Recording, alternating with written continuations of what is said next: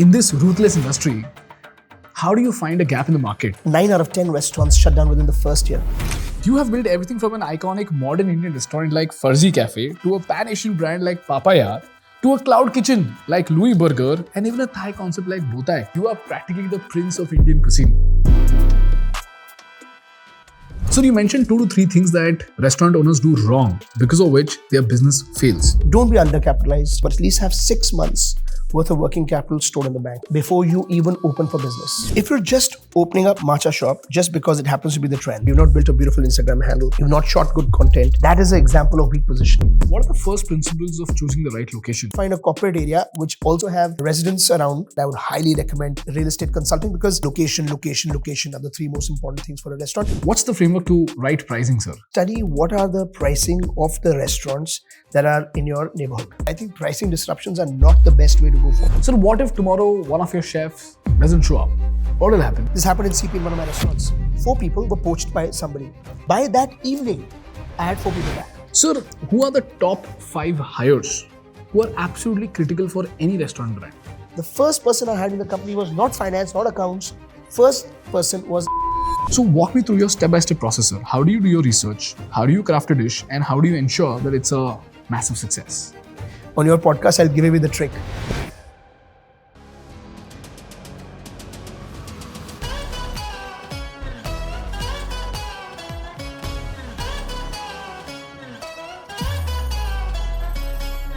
Before we move on, I would like to thank Odoo for supporting our content. If you're running a restaurant, cafe or a bakery, you know how overwhelming it can get to manage every little detail at your restaurant. Whether that's an inefficient table management, order delays, poor kitchen coordination, billing delays, delivery chaos, or unhappy customers who disrupt your operation altogether. This is where Odoo's POS for restaurants is here to help you out.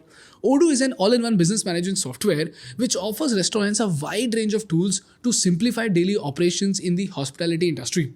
So whether you run a cozy cafe or a busy restaurant floor, Odoo POS gives you everything you need. It's a completely centralized system that can help you manage your entire restaurant from just one place. You can organize floors and table layouts, manage online table booking from your website, link your menu to QR codes for table ordering, send orders instantly to the kitchen display, and you can print bills, manage discounts, and even offer coupons. You can even collect tips and create combo meals and even track stock in real time. On top of that, with Razorpay integration, you can accept card and UPI payments also. They can also integrate platforms like Zomato and Swiggy to manage your online orders. The best part, you can even set up self-service kiosks so that customers can place and pay for orders themselves. If that's not enough, Odoo also offers lifetime free access to your first application for unlimited users. So check out the link in the description and try Odoo POS today to run your restaurant in a super efficient manner. Good morning, sir. Welcome to the Indian Business Podcast. Sir, I am so delighted to have you because you are practically the prince of Indian cuisine. When I started studying about your business, I was absolutely mind blown because you have built everything from an iconic modern Indian restaurant like Farzi Cafe to a pan-Asian brand like Papaya to a cloud kitchen like Louis Burger and even a Thai concept like Botai. And more importantly, you've taken India to the world by building restaurants in London and America. And while most people will be fascinated by the sheer size of your business, I am fascinated by something that most people won't notice. Your systems and processes. The very fact that you're sitting right in front of me while 40 of your outlets keep serving customers all across the world tells me that you're a phenomenal architect of systems and processes. Because sir, I've met multiple restaurant owners. Most of them are always in chaos, always in anxiety, and they're always firefighting, either the customers or their own systems. Which is why in today's episode, I want to understand from the prince of Indian cuisine how to find a gap in the market to build a restaurant brand. How do you build robust systems and processes so that you can sit at ease and ideate while your restaurants run seamlessly? And most importantly, what are the biggest mistakes that cause founders to fail in this industry? Because remember, you told me that this is perhaps the most ruthless industry in the world. If that's clear, shall we get started, sir? Thank you for having me here, but I'm here almost entirely because of the wonderful team that backs us up every single day. That's amazing, sir. So let's start with the first question. In this ruthless industry, how do you find a gap in the market? In fact, you once mentioned at Nikhil's podcast that a person has to be a madman to choose to build a restaurant? Let's start with that. And then how do you find a gap in the market in this crowded world? This is arguably the highest failure rate industry in the world. That being said, if you get into it for the right reasons, and if you're truly passionate about it, and if you figured out a true gap in the market that exists, and you think that your product has a differentiation that is there, you figure out the right pricing, you figure out the right positioning, you figure out the right reasons for getting into it, then you have a very high chance of success. So it's not like all restaurants will fail. Restaurants will fail because they do 3-4 things wrong. Wrong positioning, wrong market, wrong pricing. More than wrong positioning, weak positioning. In my opinion, so many restaurants don't succeed is probably undercapitalization. What do you mean by that, sir? Supposing a restaurant costs 2 crores to make. I'm just taking an example of a smallish restaurant. Some restaurants cost less, some restaurants cost more. Always have 3 crores in the bank. The reason why you should have that is because gestation is a very real thing. Every restaurant is subject to a gestation period. Some of them will operationally break even in the first month. Most will not.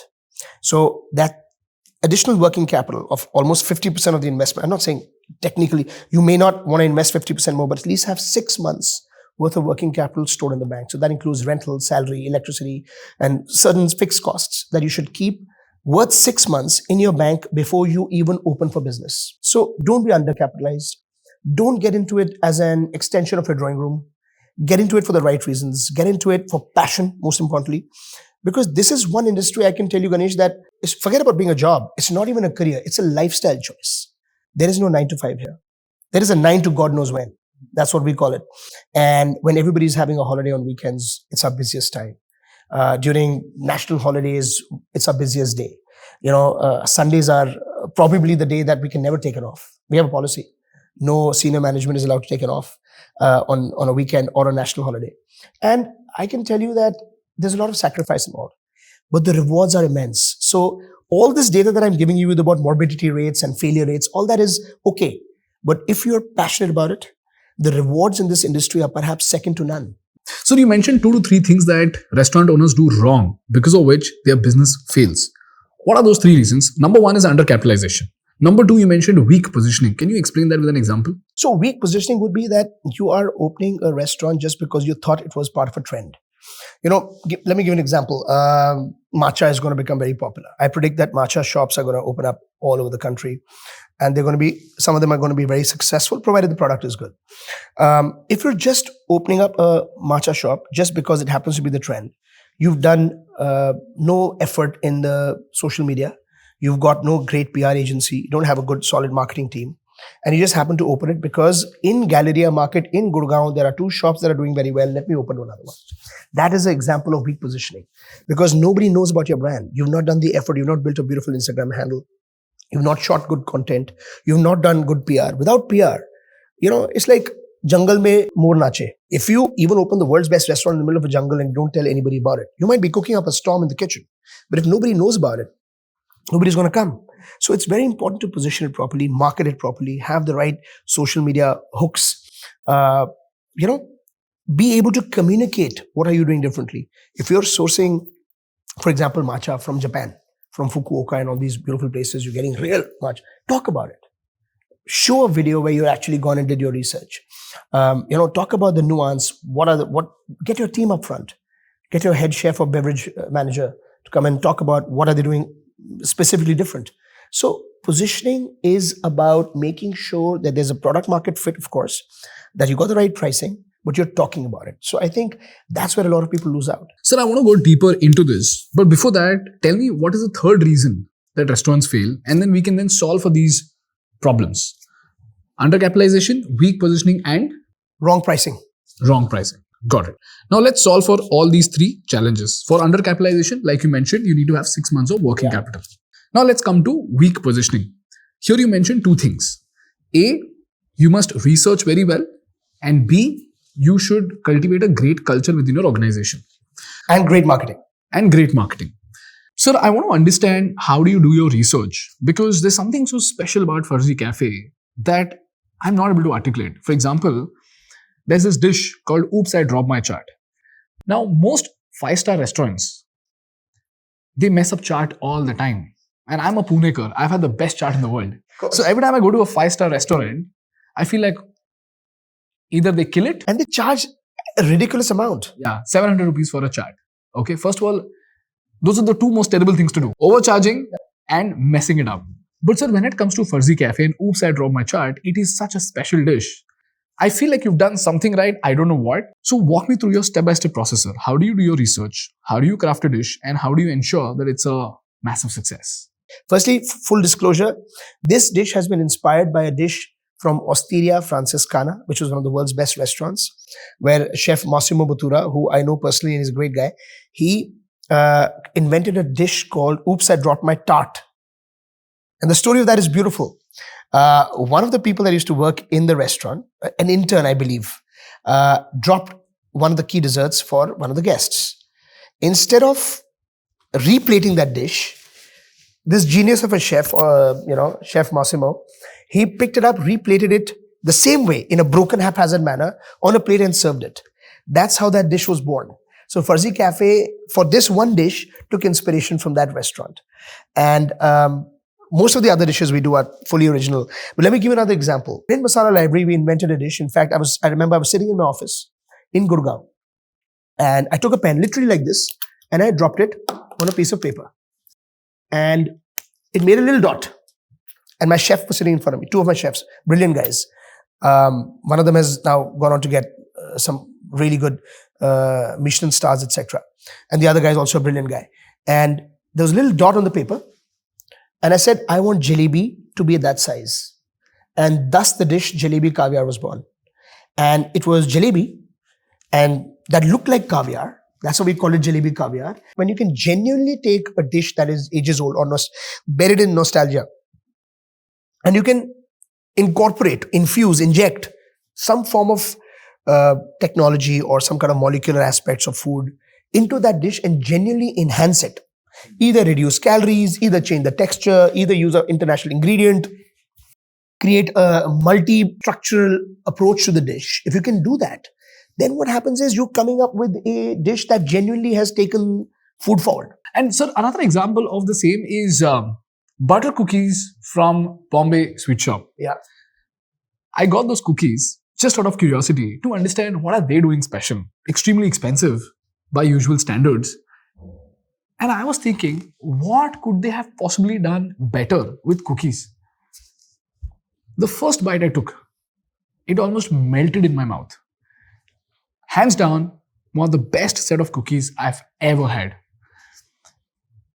And that's when something hit me. When you speak about depth, in fact, I'm realizing this now, the depth of a particular restaurant is directly proportional to how much efforts they've put in to enhance a seemingly simple dish, isn't it? Yeah. So you could be serving cookies, that's okay. The world knows cookies. But if you can change their perception of how well cookies could be made, you've made your mark. Is that correct? Absolutely. It's directly related, directly proportional to the amount of effort.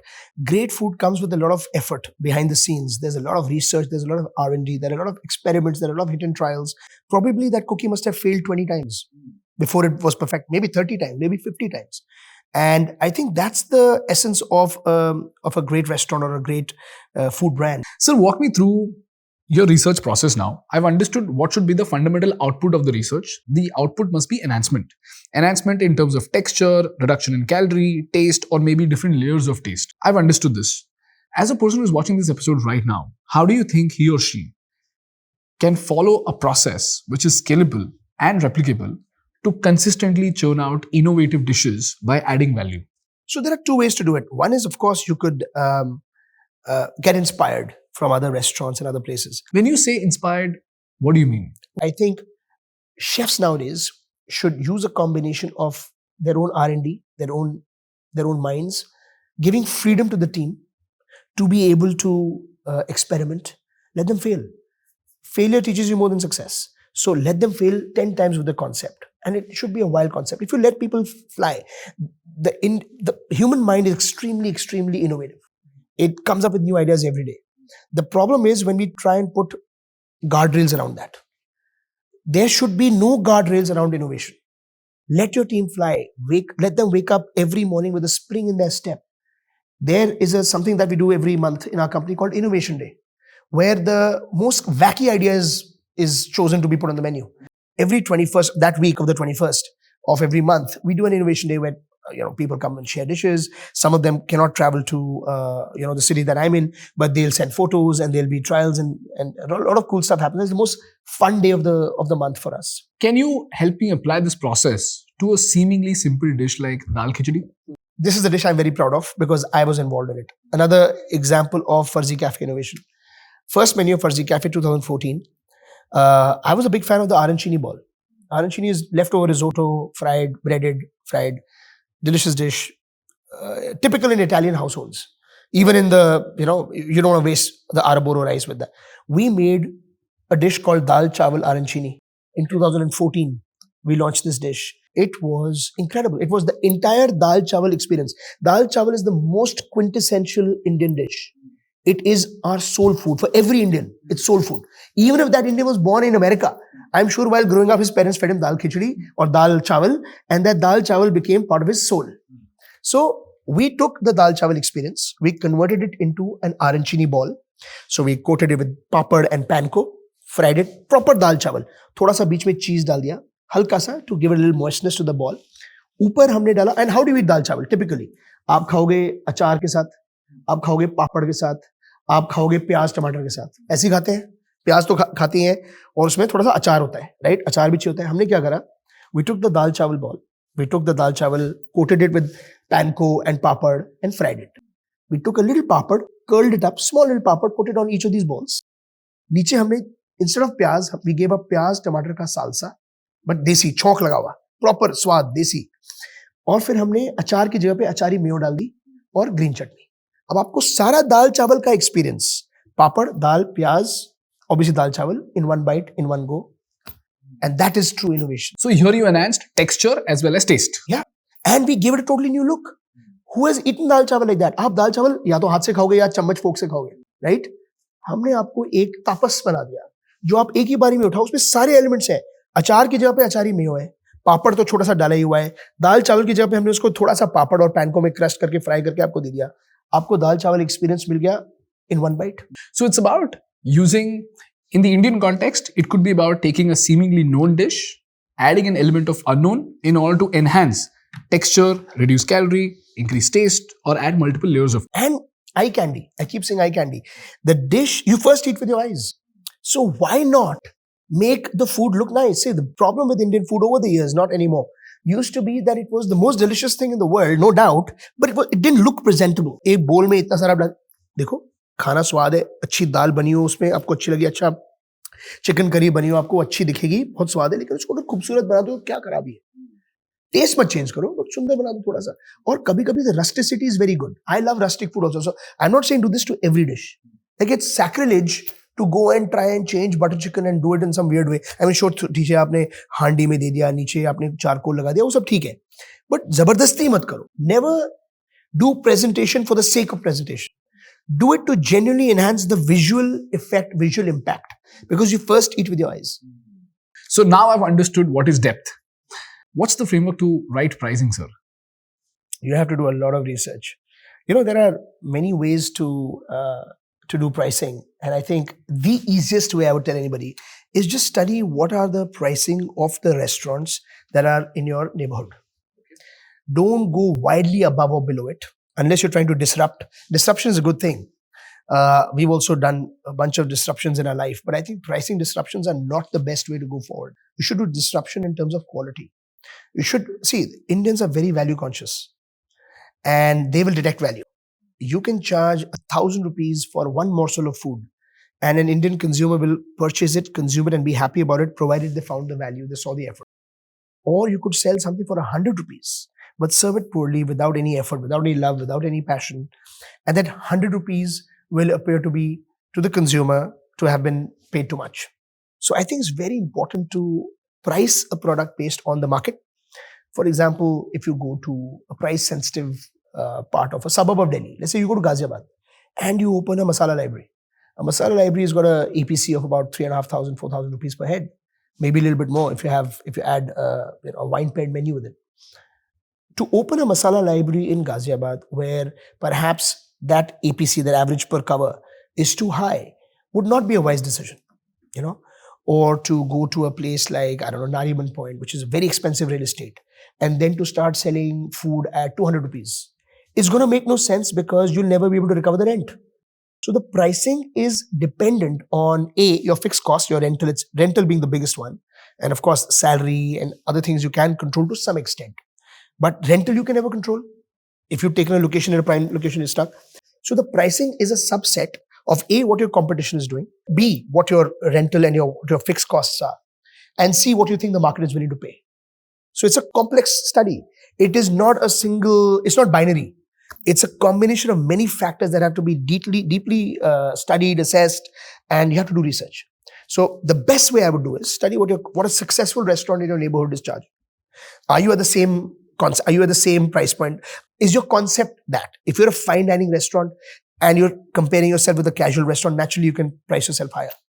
If you're a casual restaurant and you're comparing yourself to a fine dining, but you're charging as much as the fine dining, but don't have the decor or don't have the nuance in the food or don't have the location, then don't charge that much. Charge what you think the market is going to be willing to pay and use the expertise of people. There are enough agencies, there are enough consultants now that will help you come up with the right pricing. We don't need to do that because we've got enough experience under our belt. But for a new person, I would say there are enough consultants that will give you hardcore demographic data. There are real estate companies like JLL, for example, that will give you deep demographic research. JLL. How much would they be charging, sir? Multiple lakhs. I would say 3, 4, 5 lakhs for a basic study, which you may not have. But it's worth it. I think it is worth it, provided you have money. So I think sometimes money being spent before you take the plunge, is better than having to recover and spend 10 times that much in the recovery process. Okay. Sir, who are the best consultants in the industry that we can bank on? I'm assuming there must be consultants for every aspect of the business. Yeah. There are a lot of consultants, but I would recommend a lot of people to kind of do a lot of self-learning. But manpower is one thing that I think you really need good consultants, because the most important facet of our business is people. There is nothing, and everybody says this, it's become like a cliche, right? Oh, the most important aspect is people. Of course it is. But in our business, it's even more important because they're at the forefront. They're at the front line. The chef is making the food. The hostess with a smile greets you at the door. The housekeeper, people forget about that, keeps your bathroom clean. You know, the maintenance guy is making sure the AC is working. The security guard is making sure you're safe. It's such a people-oriented business. In fact, I can't think of another business that is as people-oriented as the F&B or the hospitality industry. Yeah. It is because the front line, every touch point of the consumer is based around a human or a human's intervention. And that's why I think manpower is arguably the most important thing. No person who's interested in the restaurant business should take this lightly. Maximum amount of time should be spent on choosing the right people and putting them in the right place, because only then you can grow. I'm sitting here doing this podcast with you while the team is working in many parts of the world. But the number one thing should be manpower. And there is this great agency, my friend Natwar, shout out to him, has started this company called Job Plus, SNRC. He has 2 verticals. And it's such a wonderful company because he has access to the best talent. So A, he can get you people from around who are willing to move, but he also is incubating talent, which is a rare thing in our industry. So he's actually going to parts of Northeast, other parts of India, and collecting these young, passionate individuals who want to get into hospitality, training them, giving them, A, choosing the right ones, when he's got this good cache of good people, training them and getting them ready to join restaurants and bars or hotels. So he's doing such a great job, and I rely on him incessantly. He's like my shield. Boss, 4 bande missing hai. Natwar ko phone karo. Natwar, please organize those 4 people. My problem is plugged. This happened in CP in one of my restaurants. 4 people were poached by somebody. 4 people vanished in one night. Front of house. Thank God, not kitchen. Front of house, 4 people vanished. By that evening, I had 4 people back. Wow. There's a friend of mine from Columbus called Manik Malhotra, doing a fabulous job. I mean, he is, in my opinion, the best real estate consultant in the country. Manik Malhotra. And he just does it with heart. A, he does a lot for me because he has this fondness for me. He's like family to me. But he also does this quality of work for all of his clients. And his job is good. He's got this killer instinct of closing the deal. He'll do anything to close the deal. And you need assassins like this. You need that assassin mentality. And he's very protective.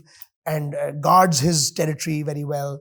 And he does a great job for a lot of people. And he does it with heart. So Manik is one of those guys that I would highly recommend for real estate consulting, because people keep saying location, location, location are the three most important things for a restaurant. It is actually very true. It's no longer as true as earlier, because great restaurants will make people travel. What is Michelin built for? Michelin was built around finding those hidden gems around the countryside of France, so that the tire would wear, so that Michelin would sell more tires. And now we know what the value of Michelin is. My grandfather said, in your life, have three people that are very close to you: a lawyer, a doctor, and an accountant. These three people, but in my opinion, and in our field, add a real estate consultant to that, because he will find the right spots for you, he or she, and they will be able to get you a good deal. They'll be the barrier between you and the developer, or you and the landlord, to get to fight for you. And a good location can change fortunes of a company. Every company needs one or two cash cows, restaurants. Those two cash cows can even help cover some of the losses of dud restaurants. So those cash cows, how will you get them? Either you are lucky, which is rare, right? Or you're relying on good advice. An advisor for a founder or for an entrepreneur is arguably the most important role. Without a good advisor, you cannot do everything on your own. And all successful people have had people in their lives that were advisors that gave them sound advice at the right time. And that's what you call right time at the right place. It's a combination of people. It's a whole team of people behind you that made that happen. Didn't happen by itself. Didn't happen all by chance. Beautiful. Sir, I think this is perhaps the most valuable piece of the podcast, because it's got great actionables. So now I want to circle back to my original question. How do you find a gap in the market? We ventured deep into why do restaurants fail. Now, let's say I have these first principles right, and I want to open a restaurant. Now, I don't want to bank on my passion alone. I want to bank on market research. How should I go about it, assuming that I'm a person who's just passionate about restaurants regardless of the category? I really think if you're not a deeply passionate individual who's not spent many years in the industry or studying the industry, I think you should rely on hard data. I think you should rely on professionals that will make that project report for you. They will do a combination of demographic research, of market gap analysis, of studying what concepts are doing well, what brands are doing well, where the future trends may be. So don't just plan for today, plan for what the market would want 2 years from now. Never build a restaurant for yourself. Never. I, for example, might love caviar. I don't think I can sell much caviar in India. I tried. I opened India's first and perhaps only champagne and caviar bar, and it bombed because I opened in the wrong location. So I have enough failures in my backpack that I have learned a lot from. So that being said, figure out what the market wants, not just today, but a couple of years down the line. How do you do that, sir? The generations are changing so rapidly. Market needs are just every generation wants something else. The millennials were the highest drinking population in the history of mankind. Gen Z is the opposite. Gen Z is consuming 1/3 the amount of alcohol that the millennials were. And the Gen Alpha is probably going to consume even lesser than that. They're all moving towards wellness, that coffee and matcha and all that stuff, which is very good.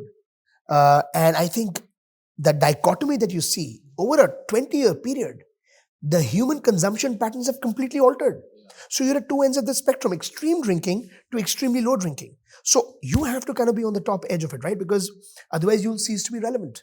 If you're now starting to build drink-focused bars and you're planning Gen Z, there's already a mismatch.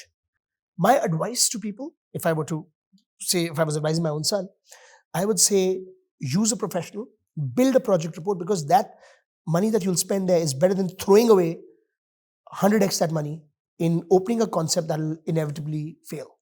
So I have two questions. Firstly, what are the first principles of choosing the right location? And since you don't use consultants, I can get the first I do use consultants. Okay, no, I'm saying that because you don't bank completely on consultants. I don't bank completely on them. So I want to understand, what are the first principles of picking the right location? How do you choose the right location for a restaurant like Papaya?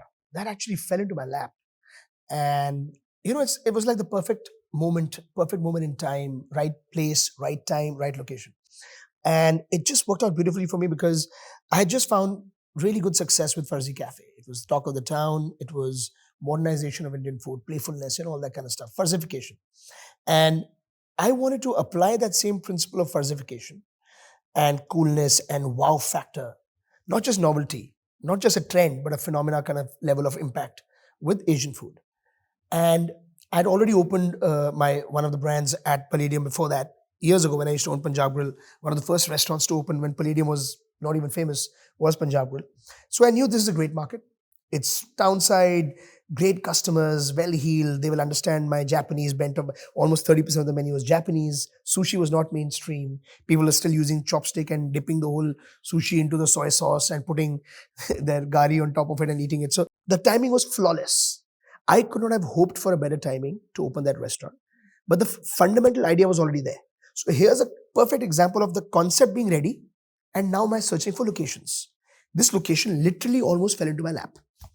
There was something that's available and some restaurants moving out. They were trying to upgrade the offering, so coming up slightly more premium restaurants. And I said, this is it. Let's take this. So I went and met with the owner, Atul Ruya, who's a good friend of mine also, and he's a visionary, true visionary in the true sense of the word. And we closed the deal. I started working. The restaurant took almost 6 to 8 months to make. Small restaurant, I think about 60 seats and about 2,000 square feet. Not a big restaurant at all. And we had beautiful design. We were the first restaurant in India to do full 3D mapping of the restaurant. So there was projectors installed everywhere. There was custom software built because there were these molecules that, because it was a molecular gastronomy Asian restaurant, my designer, absolutely genius, he had put molecules all over the restaurant, white molecules. Some of them had little rods that were half an inch thick. And we mapped the whole restaurant in the 3D space, installed projectors everywhere so that the walls were dynamic. So things were changing. You would suddenly see over here a different pattern, then suddenly a wave would come or something or the other, and it was pinpoint mapped. Even the air conditioning ducts were planned in a way that it would not fall on the projector to be able to potentially move it. So it was that level of detailing. But it was, the idea was to choose a location that befitted the concept. So the target demographic had to exist around that location, and Lower Parel was that side. Palladium, we all know what Palladium is. It's a great location. It's got great, residents nearby and offices. So lunch business was taken care of. That's another thing people should look at. Always look at lunch. Lunch is the hardest slot to fill. If you can take care of lunch, the pressure is removed off the dinner. So always try and find a location that at least has a decent lunch. And if you're lucky enough to find a corporate area, which also seems to have residents around, right, like Lower Parel, then you are in for a Sone Pe Suhaga kind of a situation where it's, it's icing on the cake. So you have a great location, great lunch, and then obviously residents that come in fill up the dinner slots. But usually in India and around the world, there's a global phenomena. I've got restaurants in multiple countries, and I can tell you lunch is the hardest slot to fill no matter which part of the world you're in. So great location, concept fitted it, the target demographic around it was suited to papaya, and the timing was perfect because sushi was not at all known in Bombay at that time. I think Wasabi and all these super expensive restaurants were serving it. Great quality sushi, but out of the reach of most people. I mean, 2,000 rupees for a roll of sushi was just excessive in my opinion. And I found an ex-Wasabi chef who from the Delhi Wasabi had joined me. And with him, I built this brand. And we were using the same ingredient that Wasabi was using, but selling it at a quarter of the price. So sushi was always popular, but out of reach. Not mainstream because very few people had access to it. Papaya made it mainstream. The location was perfect because it had the right customer around it. The product was perfect for its time because there was no complete gap in the market. It was the first modern Asian bistro that I know of, definitely in India. I don't know if other parts of the world had it or not, but in India it was the first. And we applied the same old principles that had made us successful and extrapolated the nuance and distilled that the ethos of that concept of farzification and added it to papaya. When the concept of sushi was relatively unknown to the audience, how did you still arrive at the conclusion that it was the perfect target demographic for sushi? So you study trends, right? Wasabi in Delhi and Bombay was doing very, very well. Early 2000s, the world had gone bonkers over sushi. India usually comes a little late. Plus, remember, raw food to serve in India is very hard. So my biggest concern was, how will I serve raw food at scale? Will they even eat it? So that's why the beauty of papaya was, it did not just have sushi. It did not just have raw food or carpaccios or tiraditos or, your sashimis. It had cooked food as well. So the menu was beautifully designed, was pan-Asian. Again, a concept rare. You usually had Chinese restaurants or Japanese restaurants or Thai restaurants. I built Papaya to have the entire spectrum of the Asian flavor profile, entire spectrum under one roof. Sushi biggest problem was raw, not sure it'll work, expensive ingredient, selling at a low price, so food cost was very high. I remember for the first maybe 2 years, Papaya had a food cost of over 40%, which is way out of line. Never go over 30, and I would say between 25 and 30 should be the sweet spot. But we had to deal with it, and the idea was to make it mainstream. In fact, we had a little booklet which still today is there in all Papayas, where we teach you how to eat sushi. So people will find it interesting that you're not supposed to use chopsticks with sushi. Really? You're supposed to use your finger. You're supposed to mildly dip it in the soy, not dunk it. Usko dubana nahi hai usme, zara sa dalna hai for flavor. And the soy itself that we invented at Papaya was unique. Usually people would open a Kikoman bottle and put it over there. Super high sodium, itna salt that if you put a little bit more, you can't even eat that piece of sushi. We mixed it with mirin and dashi and made a very mild, low sodium version of soy. Farzification of soy. Farzification of soy. You could drink it.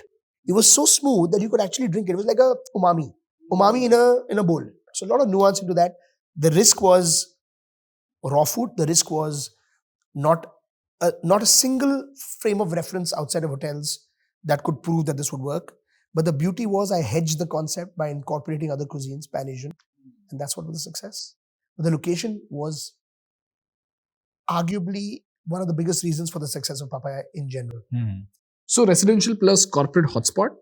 If you can fill lunch, it passes the test because it's the toughest slot to fill, and it has to be best suited to your target demographic. Yes. Okay. For example, in Palladium itself, I had many restaurants. I had a Farzi Cafe, I had a Papaya, and I had another brand called R2O, Rivers to Oceans. It was my pet project. Beautiful restaurant, seafood only. So I thought in a mall it can potentially work. But it was a heavily vegetarian population that did not really want seafood. My positioning was poor because I positioned it as a seafood restaurant, although it had enough vegetarian food. There was Indian food, vegetarian, selling right across the street was Ghazali, doing a damn good job. I could have emulated and made a Farzified version of a South Indian coastal food restaurant, but I didn't do that. I made a multi-cuisine, not a multi-cuisine, but a seafood only restaurant that had cuisine from all over the world. And then I opened it in a location which was heavily vegetarian. So it was from Papaya being everything right to R2O being everything wrong, but I still want to open an R2O at some point in time, but I will not open it in Palladium. Understood. So now I want to talk to you about how to build a great team. What are the first principles of building a great team? For any founder, the maximum amount of time you should spend is on acquiring and then retaining talent. Especially in our industry, I think people are the most important asset. And if you have a good team, your business will succeed. And if you have a team that is competent but lacks intent, then also you will not succeed. So it's easier to build competence than to build culture. The hardest thing to build in any organization in the world is to build culture. And culture is a very deep thing. It's not just a small thing. I'm talking about culture where it defines every thought about that business through a set of rules, either written or spoken or imparted or enunciated in some way, shape or form. But building culture, in my opinion, is the single most important thing you can do. It's actually even more important and takes a priority over hiring the right people. Because you might hire the right people but not able to impart the right culture. Or you might hire really good, competent people but they lack intent. Intent is also more important than competence. A person who's highly driven may not have the skills of another person. For example, a chef. Very willing to learn, but has a low skill level threshold. Another guy is super brilliant, but comes with a lot of baggage, thinks too much of himself, is not a team player. That guy with far more skill is less valuable to me than a guy who's got great intent, but perhaps at that point in time has lower skill. So choose people that you see as a good fit within your organization. One interview is never enough. People will always showcase their best in an interview. So I made a lot of mistakes as well. People came across superb, full of saying all the right things, probably had studied how I think, probably had spoken to ex-employees or current employees. Or they must have watched your podcast. Or they must have watched my podcast. And they figured out what I want to hear. And they told me exactly what I wanted to hear. So the team is the most important thing. Get the right person for the right job. Don't get a round peg for a square hole. You need a square peg for a square hole. You have to have um, a lot of multiple rounds of interviews, and you have to use some of your gut instinct, because a lot of people will come across beautiful in that interview but may not pass the test of time. But if you have a strong culture that defines the way of working, you will succeed more often than not. Which are the three most important values that are absolutely important for Farzi Cafe? Yeah, Farzi Cafe or any of my brands, I would have to start with integrity. Integrity, I would say intent, and I would say compatibility. Let's call them IIC. Integrity, because integrity, I don't just mean that they won't do pilferage. What I mean is you have to be able to do every task that's given to you in the best interest of the organization. Because the moment you start showing lack of integrity, you're copying, pasting, or you're doing tasks just for the sake of doing tasks, you're going to be ending up in a situation where it's a very generic act which does not yield monetary or tangible benefits. So integrity in all aspects. Of course, not doing pilferage or being honest with money matters or finance matters goes without saying. But integrity is much deeper. Intent refers to, in my opinion, the willingness of a person to go and fulfill their duty to the best of their ability and sometimes go beyond the call of duty. That's intent. There are a lot, I'm lucky enough, very lucky to have many people in my team that have such a high level of intent that they perhaps love the brand or the company even more than me. Sometimes they say, more loyal than the king. That is used in a negative manner. But in my case, there are people in my company that I can hand on heart say are more loyal to massive restaurants than perhaps even me. And that's a very rare thing. And also always surround yourself with people smarter than you. You should never be the smartest guy in the room, because if you are, then the future of that company is dependent on your level of intellect. But if you're hiring people that are smarter than you and making them imbibe the culture, then the company has infinite growth possibilities. So I think that's another thing. The third thing is obviously compatibility. What I mean by compatibility is how well are they fitting into the culture of the company and how much of a team player they are. A team player is not a small thing. It's actually the most important thing. One A player, okay, can enhance the level of the team. However, if that A player is with 5 C players in his or her team, those 5 C players will make that A player a C player. He'll lower the bar. But if you combine 3 A players in one team, there's no amount of C players that can change the future of that team. And they are self-guarding of the group. They're self-driven. There is nothing that gives me more happiness than self-driven people. Great managers don't need to be led. Great managers don't need to be managed. Steve Jobs said this. The best people never need to be managed. They'll do their own job. And in our business, there are so many nuances. There are 100 battles to fight in a restaurant any given day. Electricity बंद होगी पीछे से, पानी आना बंद हो गया, leakage हो गया, कस्टमर के फूड ठंडा आ गया, लेट आया, कस्टमर के फूड के अंदर बाल आ गया. There are so many things that can happen that are impossible to guardrail against or to protect against. You can't have a shield around it. So what happens at that time? The manager or the server or the chef has to be active, has to have high levels of self-driven mobility and motivation to be able to fix that matter right then and there.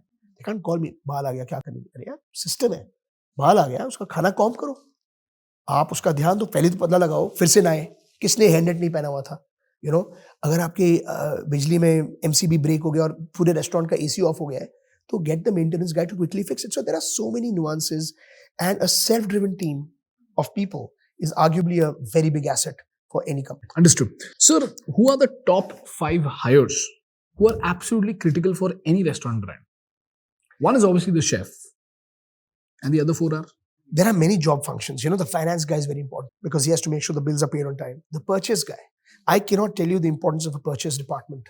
They have to make sure that the same ingredient reaches the restaurant on time from the same supplier with the same quality control. Very important. An F&B controller ensures that there's no pilferage, ensures food costs remain under control, ensures food safety and hygiene standards are met at all times. So F&B control is very important. And of course, you need a really, really good HR, because the HR is going to ensure that the right people are available for you to interview to be able to put into your restaurants. And the filter process. And then the chef, right? My father always said that be a shelf-dependent and shelf-reliant company. Now, that does not mean that you go into a system where you cannot function without the chef, or the chef becomes bigger than the brand. That should not happen. But at the same time, a chef is the heart of a restaurant. So for a single restaurant owner, if their chef doesn't show up, what should they do? Two parts have to be there. One is the local restaurant leadership and systems and processes. So let me combine that into one. And the second is bench strength. In our restaurant, like in a cricket team, you have to have bench strength. If Virat Kohli gets sick or gets injured, there has to be another guy to take this place. So I would say at least have 5 to 7% of your staff on the side as bench strength.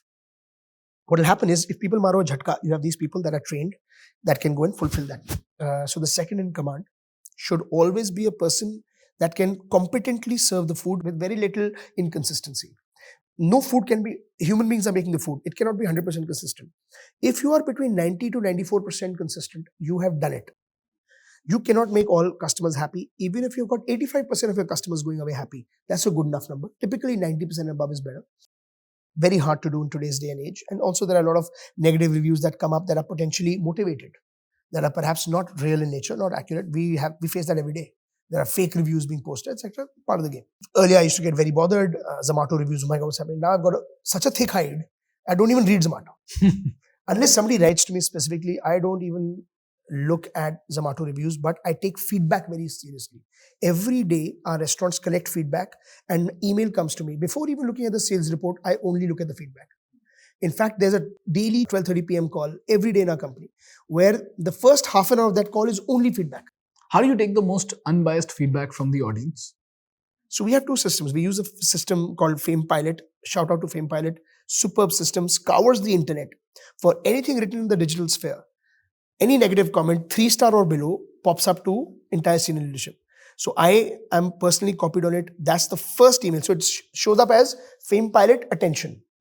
So wo to mile sabse pehle. If I've got even like email from my board, I will put that second day. I'll first read the attention. Because attention could be anything. It could be a pin. It could be a staple. It could be hair. It could be, I don't know, whatever. You know, food delayed for 2 hours. My anniversary got ruined, whatever. So the attention one emails I read the first. But we track it obsessive. You have to be obsessive about feedback. We've gone to the deepest extent of actually having two people whose job it is to measure protocol adherence of protocol. For example, in our restaurants, it's very important that every table must be visited by a manager and a chef. Both. A manager to jayega ek bar minimum. Aap zyada jana hai jao, but don't be over intrusive. But the chef has to visit every table. And that's easily trackable, right? Cameras are there, check. But somebody has to check it. If nobody's checking it, then it's pointless. And I hate doing policing, but certain protocols need to be followed. And very often, they're not even in my company. I'm telling you, very often, chef is very busy, not able to come out, doesn't go to the table. So you have to be empathetic towards it, but at least try and enforce the standards. But the feedback collection is the one thing we hold sacrosanct. Sir, thank you so much. I'll just quickly summarize all the learnings that we have over here. And you tell me if I've understood this accurately or not, so that we can also solve for the interpretation of the audience.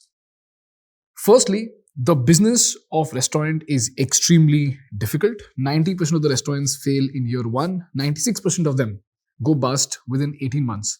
The number one reason for that failure is undercapitalization. Apart from that, there are 2 more reasons: weak positioning and wrong pricing. Then we went deeper into what do we exactly mean by weak positioning. And that's when you mentioned that you either don't have enough marketing muscle to be able to drive traffic to your restaurant, or you are just another copy, or you're just another restaurant banking on a short-term trend like matcha. And here's why we spoke about depth. If you're a restaurant whose menu has depth, you will succeed. And then we got deeper into what is the meaning of depth. That's where we took the example of Oops, I Dropped My Chart, where you took inspiration from a restaurant which had a dish called Oops, I Dropped My Tart. And then you brought it to India, you brought the concept to India, applied that to a chart, and turned it into a fancy premium chart that otherwise nobody would expect out of a fancy restaurant. You mentioned specific attributes that can define enhancement. Here's where we spoke about texture, decrease in calorie, taste. It has to look like an eye candy, and it should add multiple layers of taste. If it is able to do that, you can call this dish enhanced. Then we spoke about how do you do your research. And here's why you mentioned that we need to get inspired. There are enough restaurants, enough concepts in this world that you can get inspired by. And because restaurant is very much limited to a 4 to 5 kilometer radius, there is no way on earth that people in India have experienced concepts from all across the world. And here's where we spoke about Farzification. And my interpretation of Farzification is, how do you take something ordinary and turn it into an extraordinary experience? In your case, it is about taking an ordinary piece of food and turning it into an extraordinary experience for the customer. An example of the same was, oops, I dropped my chart. Then we spoke about how do we price our food. Here's where you mentioned that it is always important that you do your own study as well as bank on consultants so that you can sharpen your acumen. At the same time, you're not limited to just your acumen and your research. Here's where you mentioned studying competition and assessing the willingness to pay when it comes to that particular location. There are 3 important people that you need to have as acquaintances: lawyer, doctor, accountant. But if you're a restaurant owner, you better have a real estate guy whom you can call. Now, when you go to a company like JLL, it is very important that you prepare a project report that can accumulate all that information, give you in a distilled format, which will give you a very good assessment of whether the restaurant is even worth opening or not. Here you mentioned that you should not go by the gut. 10% should be gut, 90% should be data, data, data. The project report will be costly. You might have to spend 8 to 9 lakh rupees, but that's still okay because it's almost like insurance so that you can prevent your 2 crore, 3 crore investment from going down the drain. And by the way, I missed out on the fact that you need to have 6 months of working capital. So if your restaurant costs 2 crores, you should have 3 crores in the bank so that even if you have less footfall for the first 6 months, you can still stick with your concept. You can still exist so that you can eventually excel, provided your food is too good, provided it's Farzified. Then we spoke about it's okay to bank on consultants, but it's always better to keep sharpening your acumen. Here you gave the example of Papaya. 2015, there was no modern Asian restaurant in India, and you picked the right real estate at Palladium, because of which it was successful. And when we broke it down further, you mentioned that A, if you can fill the lunch slot, you're successful by default because it's the hardest slot to fill. B, if you are at the cusp of a residential/corporate area, it's amazing because you will be able to fill the lunch slot. And thirdly, your food has to suit the demography that exists over there. Then we spoke about how to hire. Culture is by far the most important aspect that you need to solve for. It is a function of values in your company. In your case, the values are integrity, intent, compatibility, and proactiveness. Then we spoke about the most important hires: chef, HR, F&B controller, purchase guy, and finance. And another aspect when it comes to HR and recruitment is your bench strength. Your industry is a high attrition industry because attrition could also go above 30, 40, sometimes even above 100%. So you got to prepare for it well in advance. The way to do that would be to have a strong bench. If Virat Kohli is unable to play, you better have somebody worthy who can play in his spot and still make the team win. If you don't have that, you are unprepared on day one. So building the restaurant is just the tip of the iceberg. Bench strength is your foundation. So build your foundation well so that you can sweat in peace and not bleed in war. Then we spoke about how to take feedback. Here's where you mentioned Fame Pilot and having SOPs that can produce incident reports. And the way to cross-check them would be to look at Fame Pilot. If there's a bad review, it better have an incident report. If it doesn't have an incident report, the SOP is wrong and that needs to be fixed. Other than that, you can just bank on your people because people are the most important part of your business. Does that summarize our conversation, sir? I think it's beautifully done. I think you have summarized it better than ChatGPT could. Thank you, sir. Thank you so much. It was a pleasure to have you, sir. Pleasure. Pleasure was all mine. Thank you, sir.